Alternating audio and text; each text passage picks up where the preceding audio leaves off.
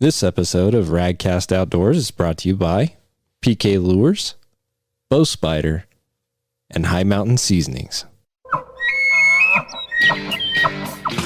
Fish on! Hey, Radcast is on.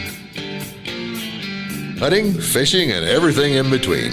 This is Radcast Outdoors. Here are David Merrill and Patrick Edwards.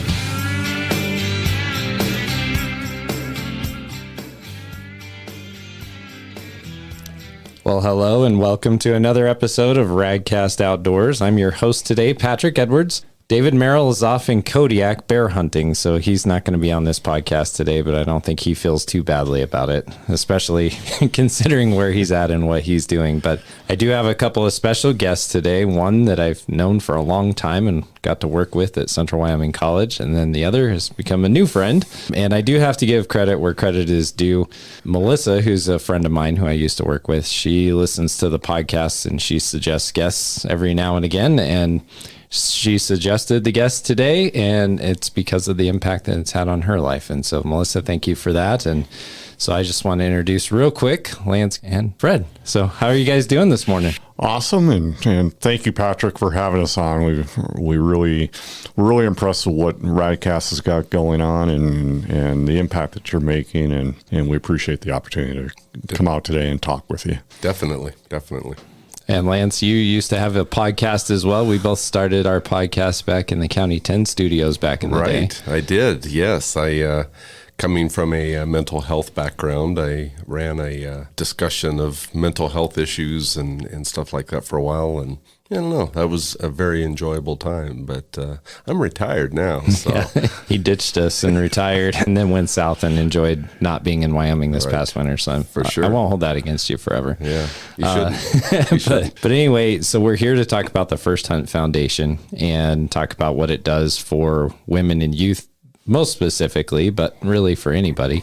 And so, Fred, real quick, I want to get just some of your background. You sent me a really cool picture this morning of a black bear that you just got in Arizona with a muzzle loader. So we'll have to talk about that a little bit. But tell us just a little bit about yourself and maybe a little bit about that hunt. Yeah, sure. And so I was very fortunate and blessed to retire at an early age, 49. So I've been retired for 10 years. One of my leading goals for retirement was to live in an area that is conducive to the outdoors, and the northwest corner of Wyoming just absolutely fits the bill. And the Wyoming community is just an awesome community to be part of. And I'm just emotionally attached to this state. One of my passions throughout my life is hunting. I was introduced through the traditional means. It was a family tradition. My grandfather had a part ownership of one of the legacy hunting camps in Pennsylvania, made out of, the cabin was made out of chestnut logs, and the chestnut blight went through and killed all those trees, over a century ago. So I grew up doing that with my grandfather and my dad, and got started at a very early age, probably too early,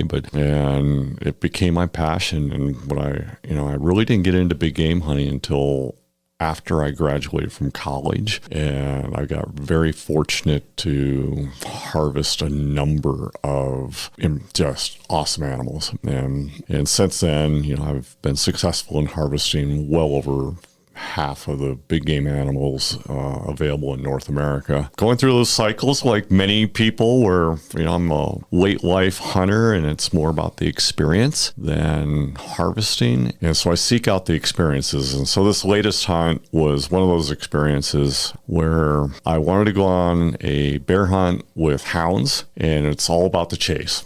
I really wasn't real excited about having to harvest a bear to call to success, but I wanted to experience those hounds and just the excitement and the intensity. And so I went to probably the best area in North America for big bears and lots of bears. And I hired an outfitter that has been chasing them for 40 years. And oh my gosh, what an experience. Oh, it was physically intense. What I didn't appreciate fully until I went on this hunt is when you make the decision to release the dogs you make a decision to find those dogs regardless of where they go. And we got into some incredibly rough country down in the canyons and crawling over dry waterfalls and rocks. But ultimately, I did harvest just a stomper of a bear on the hunt this past week with my muzzleloader, and not that record book makes much of a difference to me, but a pretty good chance it'll make record book. That's awesome. Well, congrats on the bear. And Lance, I want you to do a quick introduction. Lance is one of the few guests I've had on the show that I've both hunted with and fished with. Yeah. So this is a rare occurrence. Just got to call that out. Yeah. But yeah, just tell us a little bit about yourself. Sure. I was born and raised in Wyoming. Really got into hunting and fishing very early in my life. Grandparents fished, my dad fished, my dad hunted, my mom hunted, everybody in our family hunted and fished. So I had that opportunity from an early time. We eventually moved from Casper to Pinedale, ended up graduating from high school in Pinedale. My dad still lives over there and kind of consider that my home, and at least my long-term home. Always heading back over there, and went to the University of Wyoming, eventually got out of hunting for a while. You get busy with college and you get busy with family and early family days. But as soon as possible after I kind of got settled, I started hunting and fishing again and stayed in it. And it's always been a passion of mine, probably more the hunting side than the fishing side. And I have a tendency to fly fish more than I won't hold it against I you. know. Yeah, exactly. So, but I've also been fishing with you without fly fishing. So this opportunity with the First Hunt Foundation really just kind of came out of an old relationship that I had with a friend of mine at the University of Wyoming who went through the First Hunt Foundation process as a mentee, came up through it for herself, and really at a time then when I was getting ready to retire and then had retired, she reached out and said, "Hey, would you be interested in being a mentor?" And at the time I was like, yes, absolutely. I think that's a perfect timing for me. And then didn't hear from her for a little while. I think her life, she went through she started getting ready to retire. And then out of the blue, she contacted me and said, "Hey, are you still interested in this opportunity?" And I said, "Yeah, I am, but I'm moving again." So we had had about a 2-year short period in Laramie, but moving back to Fremont County in Lander. And she's like, this might work out perfect. We're in the development stages of developing a chapter of the First Hunt Foundation in Fremont County. And would you be interested in talking more about that? So Fred and I got in contact through really it was one meeting. He's like, "Can we do this?" And I'm like, "Yeah, let's do this." I'm up for it. So that's kind of where I'm at. And my participation is really just very new. Fred obviously has had quite a bit more history in the foundation. I'm still up and coming and learning, but looks like I'll be in the deep end here quickly as I'm developing the chapter in Fremont County and the Lander region. We coincide with game and fish areas. So the game and fish calls it the Lander region, but it goes north to Togadie and south to South Pass and east to Shoshone and all points in between. So that's great. And so let's get into it. Tell us, a lot of people who are listening to this podcast have probably never heard of the First Hunt Foundation. They're not familiar with what the mission is. They don't know anything about it. So just assuming that, tell us about the First Hunt Foundation and what the mission and goals are for the organization. Yeah, my pleasure. So the First Hunt Foundation is a national organization, and it was formed about 7.5 years ago by a gentleman by the name of Rick Brazel, who's the president and founder of the foundation. And he's still the president of the foundation and very active. It's become his life. And in that 7.5 years, the foundation has become the largest boots on the ground volunteer-based organization in the United States, getting people into hunting. And its mission is to save hunting as part of our culture. And it's a mentoring based operating model, similar to Big Brother, Big Sister. And the idea is to have a mentoring and coaching relationship with available to somebody that really doesn't have somebody in their social network to teach them and coach them on how to hunt and gain that self-sufficiency and confidence to get out there on their own and with their friends. And so it's unique in the sense that there's a lot of great organizations out there, but they tend to be guided experiences. This is a learning experience, and the foundation now has a presence in 43 states, has nearly 1,000 mentors, and when you think about the impact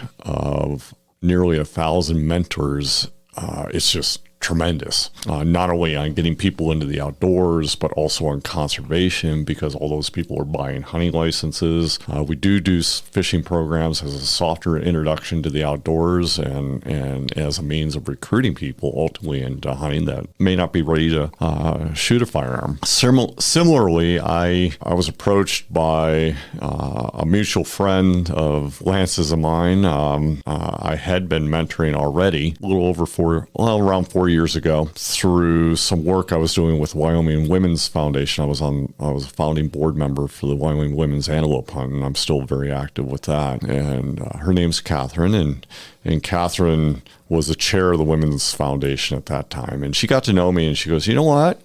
There's this organization called the First Hunt Foundation. They're looking for a state director. You ought to throw your name in the hat." So I threw my name in the hat. May have been the only name. And I was selected.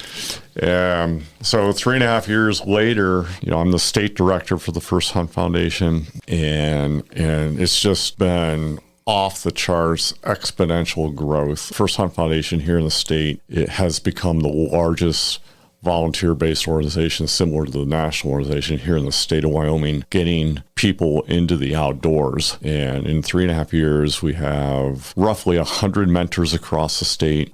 We have 5 chapters, and a couple of those chapters have chapter presidents that are women intentionally, and women make great mentors. And most recently, as Lance referenced, we're going to form a chapter here in Lander. Lance will be the chapter president for that. And it's really exciting with what we've got going on. But as part of that growth, we have currently 10 structured education programs and events across the state. We're getting on the order of about 200 people into the outdoors every year, and that's compounding. And it's just awesome because a lot of these people, they start off as new to hunting, and they get excited and they gain that confidence, and they become mentors themselves, and they bring their family into it. Here, the latest endeavor is working with Wyoming Catholic College and Wyoming Wildlife Federation to develop 3 new programs with the Wyoming Catholic College that will become part of their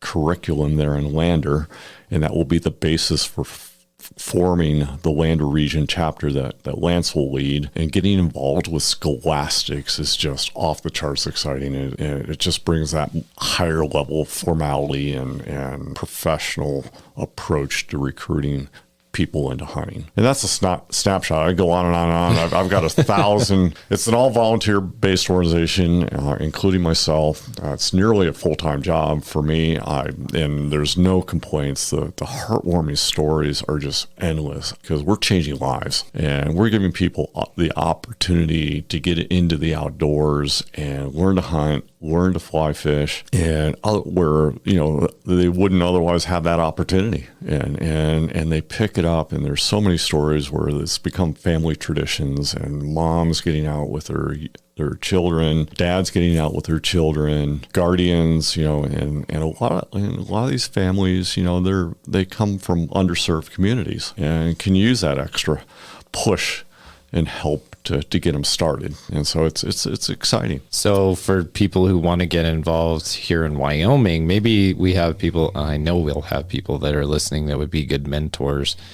How do they reach out to the foundation about getting involved? Because I know that I've talked to individuals that are like, man, it'd be really cool someday to mentor a kid in fishing or hunting. So how would they get involved? Yeah, that's a good question. And it's really easy. There's two ways. The First Hunt Foundation has a Facebook page for the efforts here in the state of Wyoming. It's FHF Wyoming. If you search for it on Facebook, the contact information which happens to be my contact information is on there. And anybody's welcome to call me or message me via Facebook. And you get a couple things out of the Facebook. The page is actively maintained, and you can anybody can get a flavor of the programs and the things that we've got going on across the state, and also get a flavor of what it's about. And I mentioned I put a lot of emphasis on the programs and events, but it's also one-on-one mentoring, where people know people through their social networks that would like to get into hunting. Everybody's welcome to do that one-on-one mentoring. And then Foundation has a website. It's www.firsthuntfoundation.org. On the website, we ask that anybody that's interested in being a mentor to apply. It literally takes 5 minutes. But we do a background check. And Lance has just recently gone through the administrative process. We weren't concerned about passing the background check, but the good news is Lance did pass. I passed. Well, there are some things. No, just kidding. Yeah. No, Lance is a good mentor. It'll be good. Yeah. And it takes 5 minutes to apply. We do background check for all our mentors, and once we get through that process, we accept them as a mentor into the foundation as a volunteer. And one of the benefits of being a mentor is foundation provides liability insurance coverage for the mentors when they're operating under the banner of the First Hunt Foundation out in the field. And so those are two ways to get connected with the foundation. The website's the main place to actually go through the administrative process. Here in Wyoming, the Facebook page is the way to get started. And now, Lance, I have a question for you, because this is going to be something new to Fremont County. So what's your vision for that? Like, what do you envision happening, leading this effort here in Fremont County? You bet. So, I think the partnership with the Catholic College and the Wyoming Wildlife Federation is going to be the kind of the momentum bump. We're not having to literally build things from scratch. They're so interested and passionate about developing curricular connections to the outdoors that in and of itself is going to create us some momentum to go on to whatever else. Like when you get a group of people together, you'll start finding common interests or ideas, because we're really developing the chapter from scratch, but there are hundreds of chapters across the country that have already done this. So it's not entirely from scratch. And having the impetus of the Catholic College and the Wildlife Federation, I think we're just looking at anything and everything. It could be curricular stuff, it could be trips, it's kind of whatever is needed, or people that come up with ideas of, say, hey, someone asked me if the First Hunt Foundation would do this. Like, sure. Like, is it related to hunting and fishing and conservation? You bet. Let's figure it out. So it's really, the world is our oyster at this point. Let's just kind of be open to things and recruit mentors who have ideas and are having a passion about how they want to be able to contribute. Some people will be very one-on-one and just need the structure, I think, to provide that mentor relationship. And then some people will be, I want to be part of this program, and I want to take all these trips, and I want to be a part of that. So it'll be a much bigger thing. The cool part, for me, that I've admired or impressed with the First Hunt Foundation, it's not the First Hunt Foundation telling people what we're going to do. It's just the mechanism by which, when people have ideas, that, well, let's figure out how to make that work. It provides the structure to make things work instead of telling people what things are going to be happening. So who knows? I think let's start recruiting. Here in Fremont County, it'll be a matter of let's recruit and see who we get and what passions rise up and what interests rise up, and take it from there. Yeah, well, just as an example, like we have listeners in Florida, what you would do in Florida is going to be different than what you do in Wyoming, which would be different than what you do in New York or Alaska or wherever. And so I think that's kind of cool, because you tailor it to where you are. Exactly. Because it may be down south, it might be bass fishing, right? To Right. get somebody introduced to the outdoors, somebody that's never been out. Right. Or sea, open ocean fishing or Right. Offshore.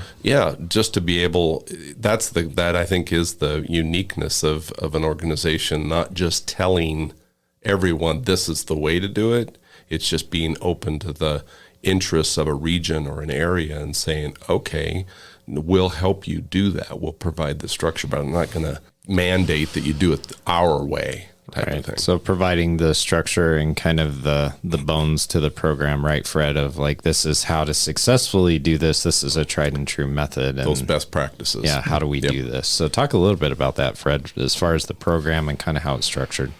Yeah, there's several things there, and that we're touching on. And so I'll come back to the one. From a program structure standpoint, what we look for is an education experience. That's the entire experience. It's not about harvesting game and fish. That's a piece of it.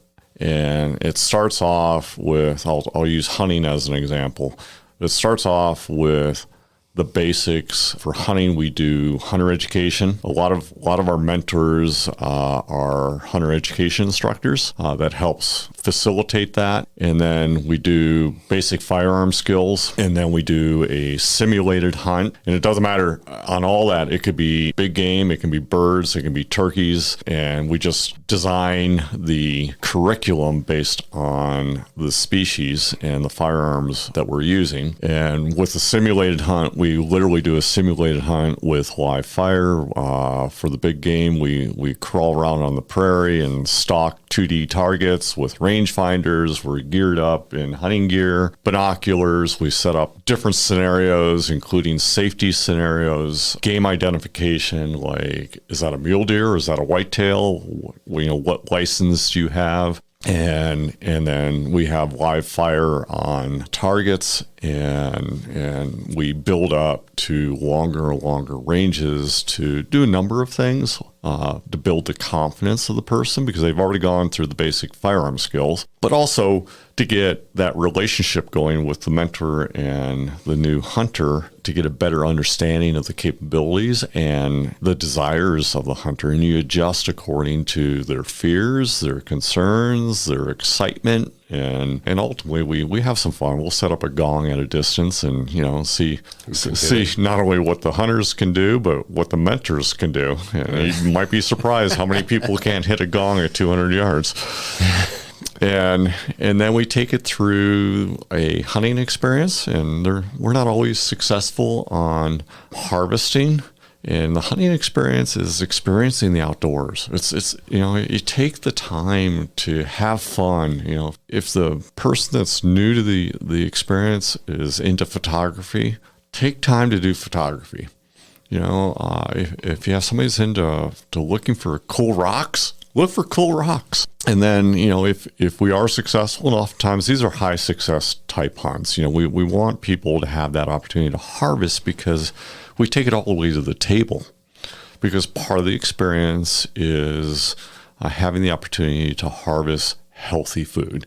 And there's a number of people that we run into, particularly in today's generations, that are interested in that local sourcing of healthy food. And wild game is very healthy. It's very lean, and it's very good when done right. And we like to coach the processing and preparation of the food for the table. And so that's hunting, and the fly fishing that we do is very similar. We'll start off with fly tying and tying flies that you actually fish with, and we like to work with community resources in all these programs and partners like a local fly shop and local chapters of like Trout Unlimited, and we'll do that fly tying. We'll do fly casting on fishless waters, so that we're focused on technique. Yeah.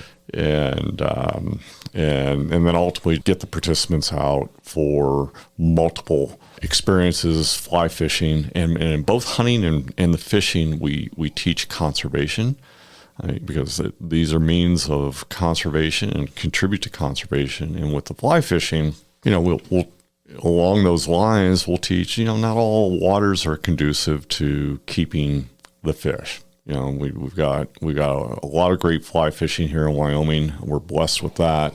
And some of the trout species the native trout species are struggling, and we try to teach ethical fishing, and some of the waters are conducive to keeping fish for the table, and they're good to eat. And so, that's how our programs are structured. One of the things that we've got going, I not only work at the state level, but I also work at the national level. And this is really exciting. It's raising the bar and setting a precedence nationally. And it will have a major impact on the effect that our mentors are having with getting people to that level of self-confidence. And so here recently, about 6 months ago, we were able to get a grant from the NRA Hunter Leadership Forum, which is the education arm of the NRA, not the lobbying arm. And that grant is to develop the first ever formal outdoor mentor training.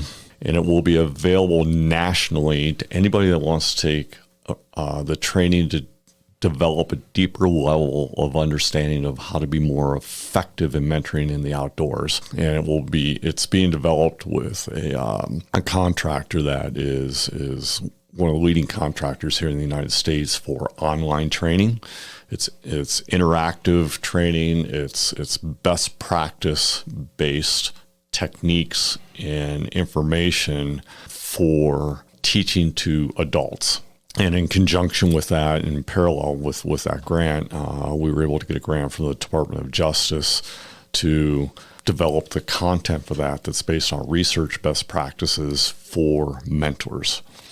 And it's just really awesome. And we've got a number of personalities in the industry that are live coaches. They're actually video clips as part of that training that people will recognize, some of which are from names that are recognized here in Wyoming in the outdoor industry, and that's just game changing. There's no other organization out there that I know of that is offering formal training on how to be an effective mentor and an effective coach in the outdoors. And going forward, once that gets rolled out from a First Hunt Foundation perspective, to be a mentor with the foundation, we'll ask the mentor applicants to take that training as a prerequisite.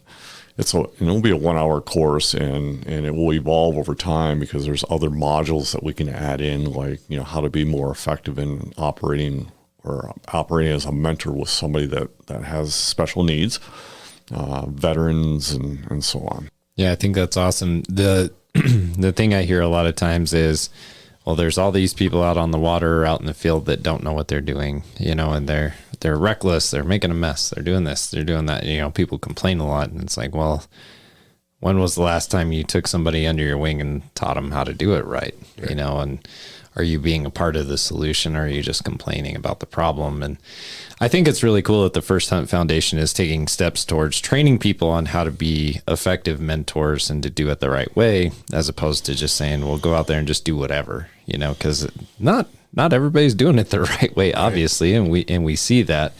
So I think that that's an exciting piece. And, looking down the road, there's an incredibly strong lobby against hunting and fishing. I talk about it with David a lot on the podcast. You have the bell curve. On one end, you have the hunters on the small side on the left, say, and then on the right, you've got, another small group that really hates hunting and fishing. And in the middle is a bunch of people who don't really know one way or the other, and so the way for hunting and fishing to survive, and it really is a survival game, is that you have to get people involved and at least help them understand why you're doing what you're doing. It's not, you're just out there, slinging lead, which is kind of the perception that's portrayed in a lot of things. But what you're doing is you're trying to procure that clean protein. You're trying to have that great outdoor experience. You're enjoying nature. So I think it's neat to see an organization that's helping develop from the foundation, build the foundation, build a good, strong foundation, and then build up from there, as opposed to thinking you can start at the roof Right. We're starting at the foundation level, and I think that's really great. Yeah, there's actually a book that we've adopted as the first Hunt Foundation that was published by the NRA Hunter Leadership Forum, and it's titled How to Talk About Hunting.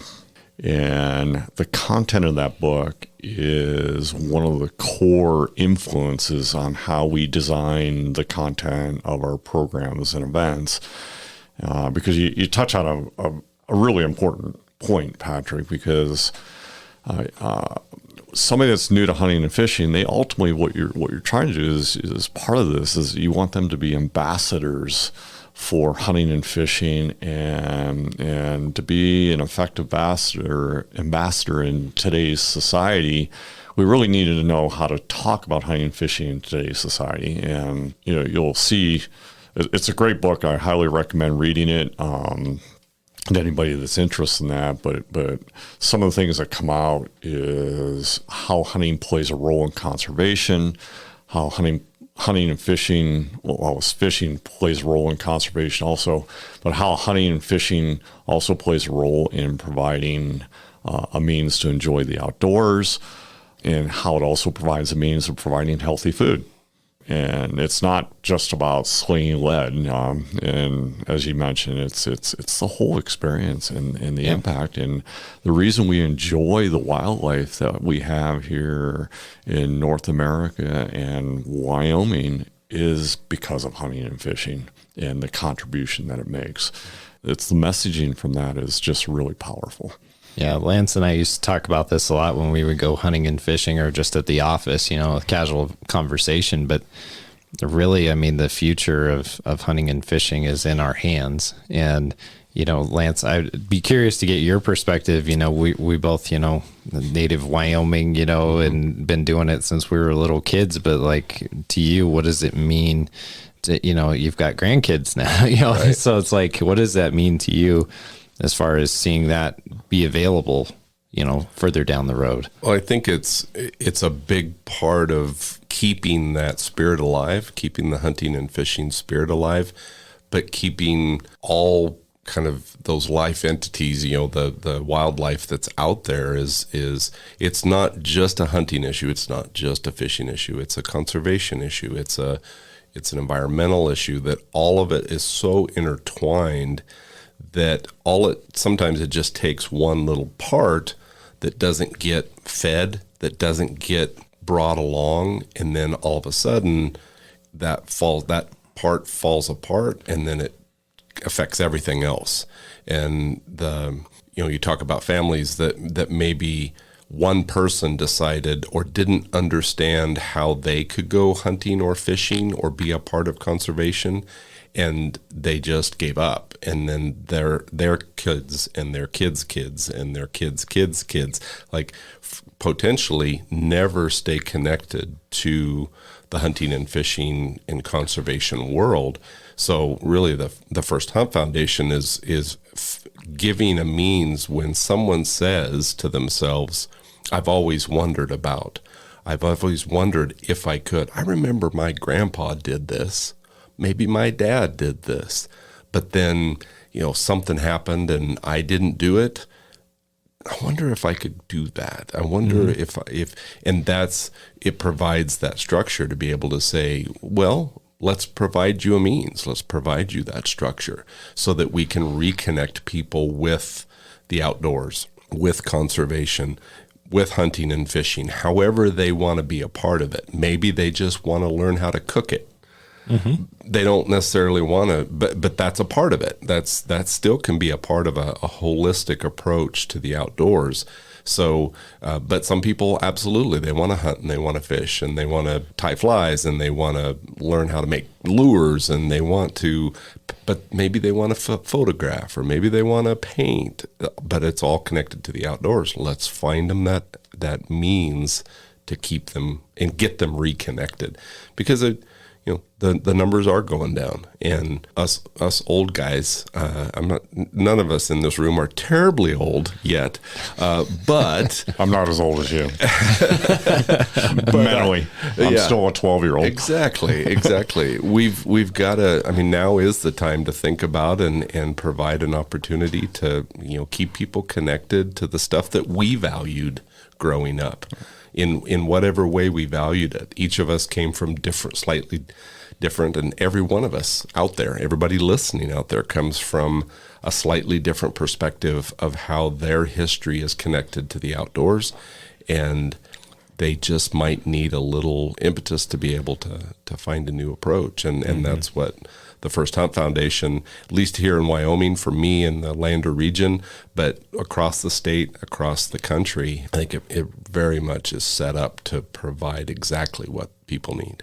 Yeah, and I think it's been a mission of Radcast Outdoors since we started. The reason we started this podcast was really to talk about topics and issues to help people be more successful, obviously, in the outdoors, but also for families to go do it together so that it would continue into the future. We really care about the future of it. And one of the things we do have is an epidemic of fatherlessness too. And so there's a lot of young boys, young girls that don't have the father that I think all of us had to take us hunting, right? Like I know my dad, I looked up to him and he would go out and hunt and I would see him, I would wait on the porch, like couldn't wait to see the elk that he brought home or the moose the one time. The moose, that was really cool. Yeah. But I was always excited about that and couldn't wait until I could go. Well, there's a lot of kids that just don't have that because dad's not there and mom's shouldering the load. And so what's really cool is, we're trying to promote that. I think First Hunt Foundation is really trying to promote that is how do we get men who are good mentors, women who are good mentors to get these kids out and fill that gap that unfortunately is there. It wasn't there back in the 60s, 70s, but now it's a real deal. Yeah, for whatever reason that it's there. So providing a means by which you can reconnect people to something that is very valuable. But people just they need the education, they need the understanding, and slow education. It's not just dump them into pushing them into the deep end and good luck. It's slow, methodic, best practice to help them really build a new foundation. Yeah, because I know like the tribes are talking about it here locally as well. And that's why they're looking at that Indie Fly program and trying to get that off the ground. And that's a fly fishing youth program is, there's nobody taking these kids fly fishing. And so this group's like, hey, how can we train this next generation to know how to do this and to become guides and use that as a means of employment and be out in the outdoors. So, I mean, we see pockets of it kind of all over the place. And I'm excited about, Lance coming on for Fremont County, because what that does is that gives it gives us somebody to go to and just say, hey, how can we kind of pull this all together and make it work like a well-oiled machine? Because just in this county alone, there's tons of kids that have no one in their life that does the outdoors. And we have some of the best outdoor opportunities in the entire world right here. Some of the best fishing in the lower 48, some of the best hunting anywhere. And so how can we do that and be good ambassadors, of both hunting and fishing to portray the message that we want portrayed, right? Like we have to live it. We can't just talk about it. Yeah. And you touched on a couple things there.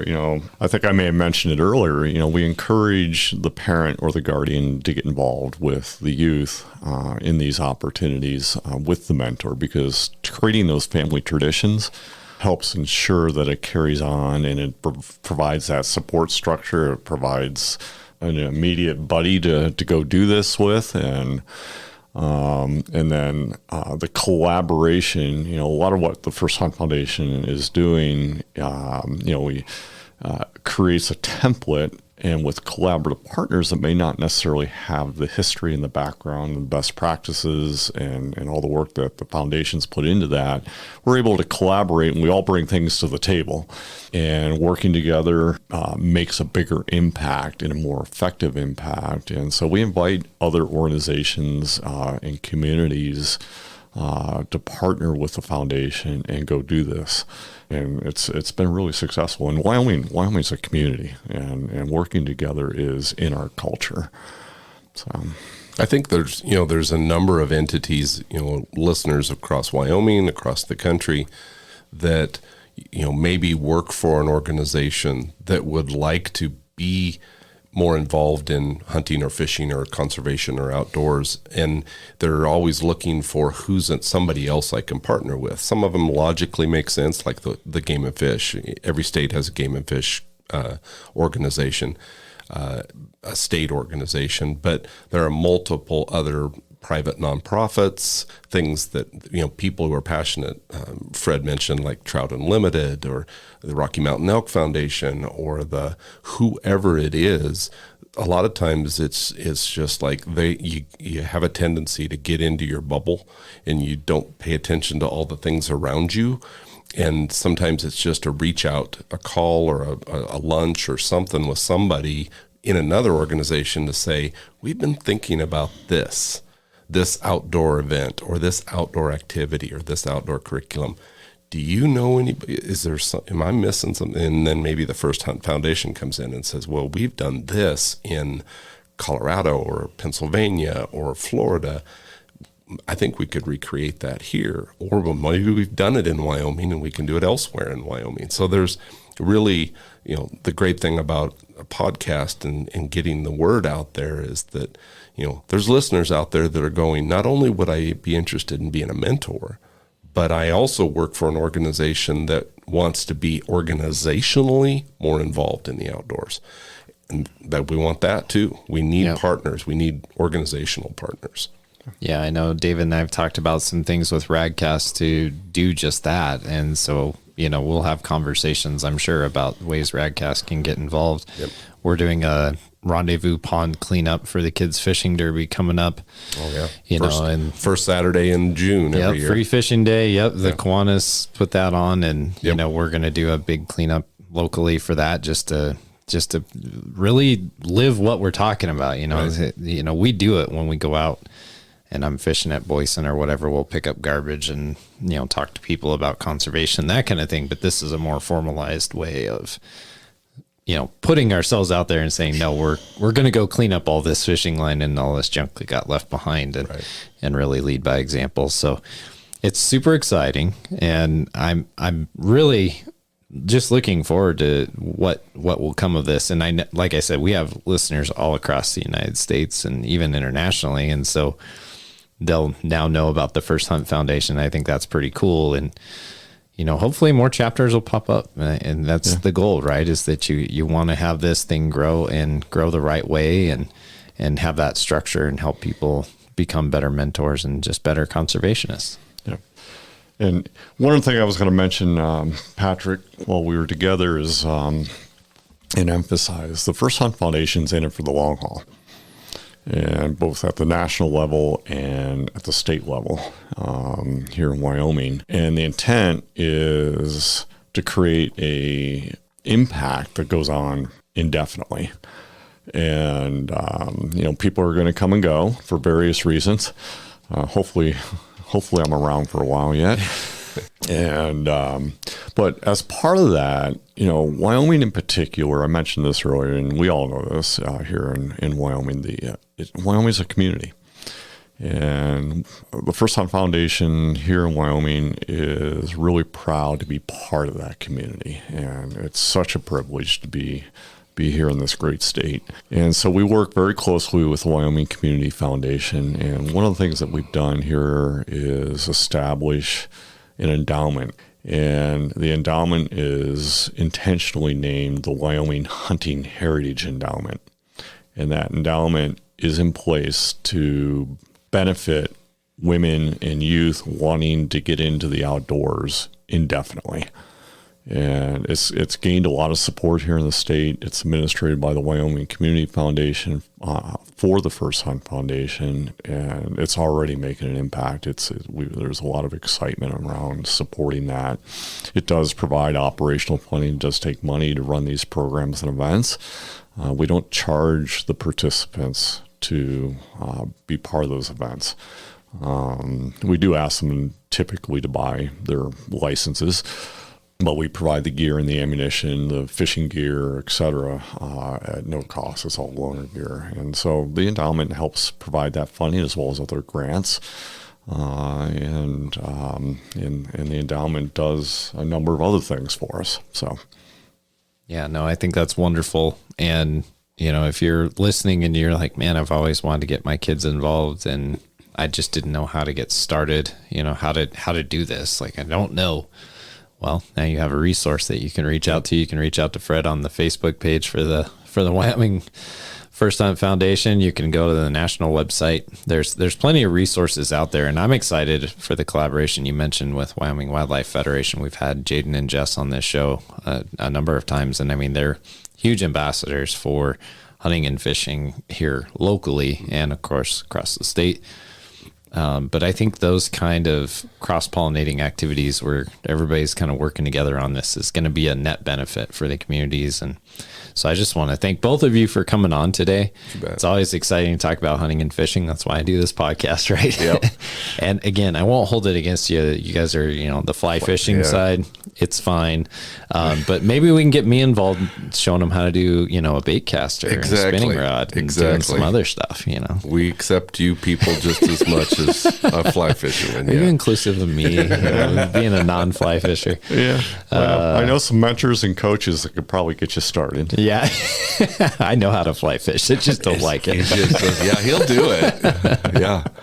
No, it's good. And so again, thank you guys so much for coming on the show. We'll have some information in the show notes for people to go to and so that they can get in contact with you. Right. And again, I just encourage you, if maybe you know a kid down the street, right? And you know that they don't have anybody in their lives that's going to take them, or maybe this single mom that this would be a huge thing for.